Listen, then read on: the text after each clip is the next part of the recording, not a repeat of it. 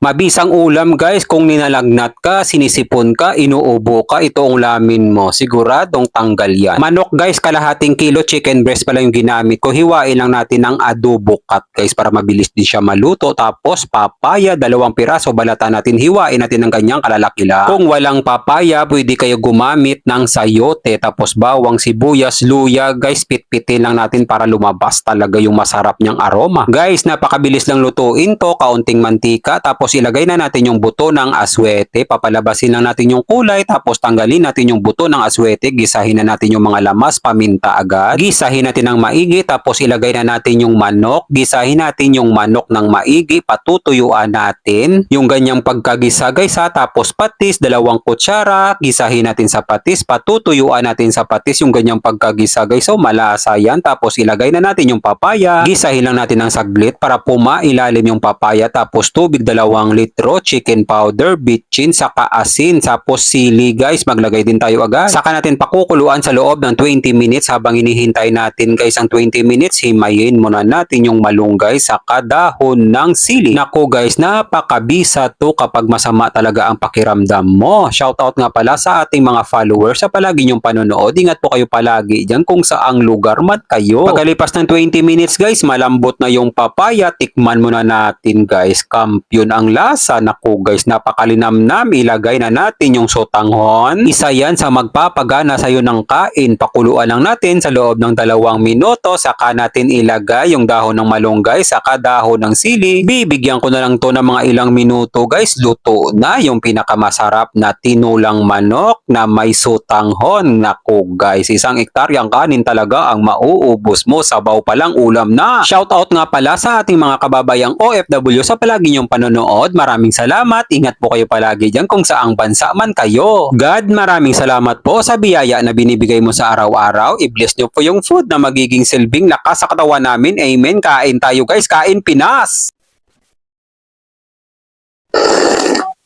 Ay, napakasarap ng sabaw. Lalo na kapag sinisipon ka, may ubo ka, o sinisinat ka, masarap to guys. Mainit-init pa guys. Kaya dandahanin lang natin ha. Ayan o, umuusok-usok pa. Ooh.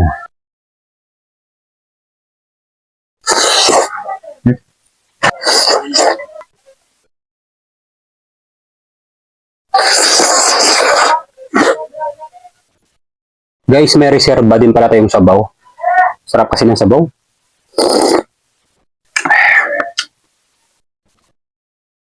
Buhos ko na guys, para mabilis lumamig.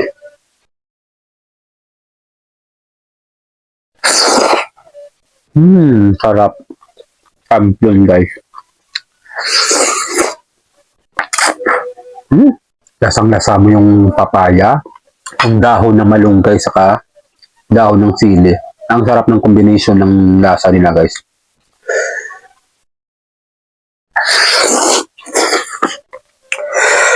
Guys, medyo mahaba na ang video guys. Bibigyan ko na kayo ng pamalakasan. Perfect bite guys, pang commercial. So, tangon saka kanin guys. May papaya din yan guys. Lagyan natin ng ulam guys. Yan, para sa inyong lahat to guys.